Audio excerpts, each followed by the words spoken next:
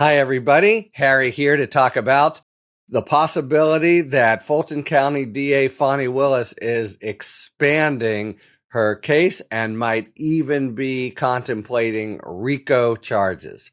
All right, so you'll recall Fani Willis, the special grand jury gave a huge report recommending the indictment of 15 or more people. We got that in sort of teasing comments by the foreperson after. But we do know then it's a really big case already, and it seems to be, in fact, two cases already. One, a sort of local Georgia case against some number of electors, I'll get back to that, who falsely certified that Trump had won and they were the duly elected electors for Georgia. And then some charges involving Trump, possibly other important players, Giuliani, maybe Mark Meadows, for solicitation to commit election fraud, basically, or conspiracy to commit it. And remember, the core act and evidence there is Trump's browbeating call on January 2nd to the Georgia Secretary of State Brad Raffensperger, saying, I just need 11,780 votes, telling him if he doesn't, he'd be possibly subject to a crime, etc. Not knowing that Raffensperger had taped it.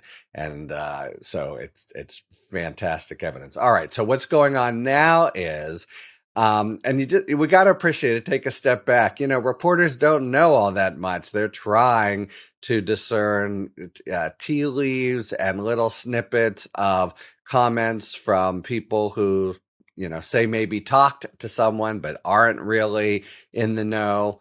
Anyway, the one hard fact that they have here is that a subpoena was issued to get information about the Trump campaign's interactions with two different forensic firms or vote verification firms in the waning days of 2020. And those firms came back and said, ain't nothing here, and there was no fraud, etc. And the Trump organization and Trump and the Trump, really not the organization, the campaign, buried it. So they knew that those companies had come up with nothing, and those companies had done a search not just in Georgia, but sort of the 6 big states that were contested: Arizona, Wisconsin, Pennsylvania, etc. All right, so why are people saying that might mean Fani Willis is contemplating RICO charges? First, well, let me take a step back. What are RICO charges? We have them in the federal system. They also have them in Georgia, and they're a tremendously powerful tool, many would say, and I sympathize, too powerful a tool. They were initially developed to get at the mafia, and the idea that the mafia wasn't simply committing this crime or that crime, but rather that it was a whole rotten top to bottom criminal enterprise. And if you could prove it was a criminal enterprise, all kinds of penalties followed. And the way they defined, and this is in the federal government too, criminal enterprise has made it pretty easy to apply RICO statutes to other kinds of bad businesses. Basically, if you can prove 2 predicate felonies, they did this and that, and then some other things, then the whole Trump organization would be considered completely rotten, and it, besides larger penalties, it lets you bring in all kinds of evidence.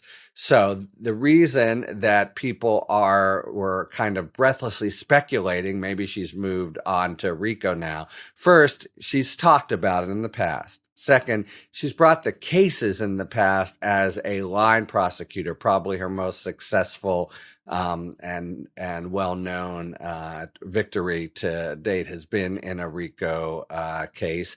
And third, in asking about this out-of-state conduct, which wouldn't be a crime in Georgia, people have said, aha, she's doing that. And one thing that I told you, RICO, is so powerful, it actually lets you charge state or federal crimes in the district, out of the district. You're just proving they're, rotten wherever they operate.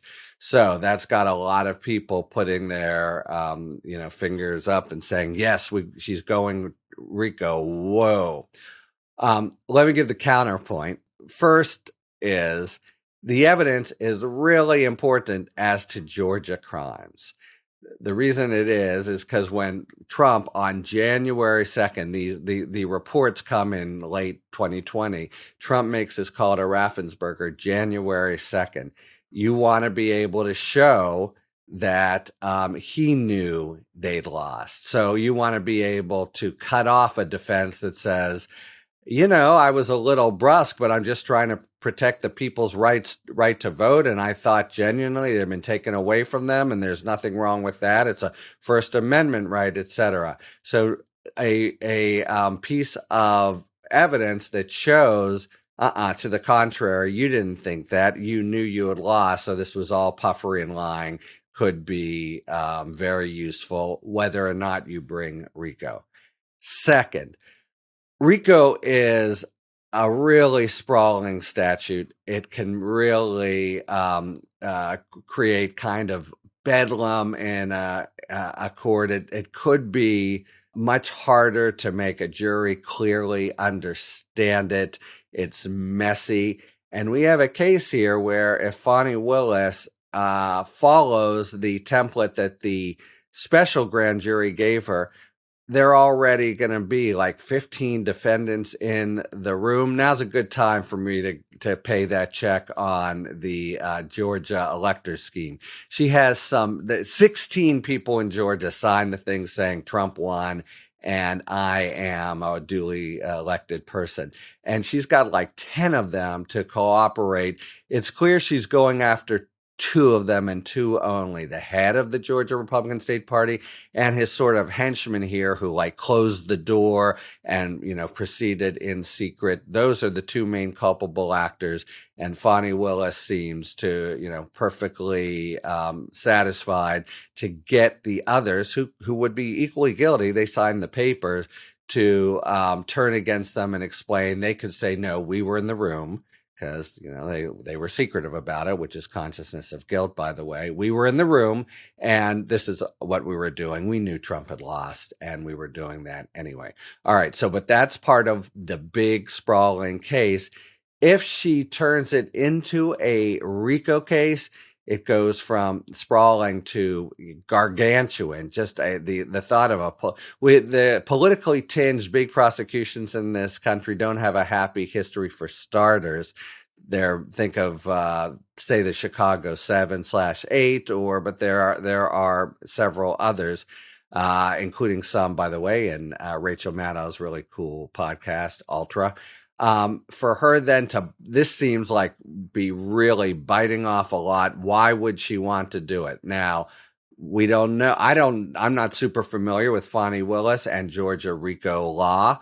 But I'll just say in general, at this stage of things where you're really bearing down on indicting people, the smart prosecutor, and not all of them are, but the smart prosecutor looks to pare down, have a simple story, looks to get the core of things well in hand for a conviction rather than being sort of all over the place. And to me, a RICO charge here with 15 defendants would be all over the place.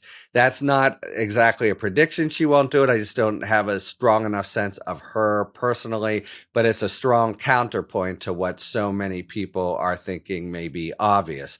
Because again, the evidence that she could be using, and people are saying this shows she wants to go after RICO, has a very solid role to play just in the basic charges against Trump to show he knows he didn't win when he is kind of shaking down Raffensperger.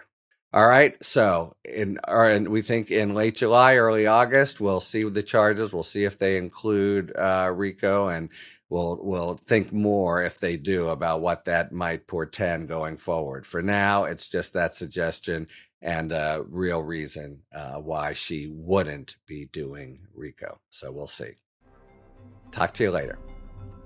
Thanks for tuning in. If you enjoyed this video and other Talking Feds content, please take a second to like and subscribe. Talk to you later.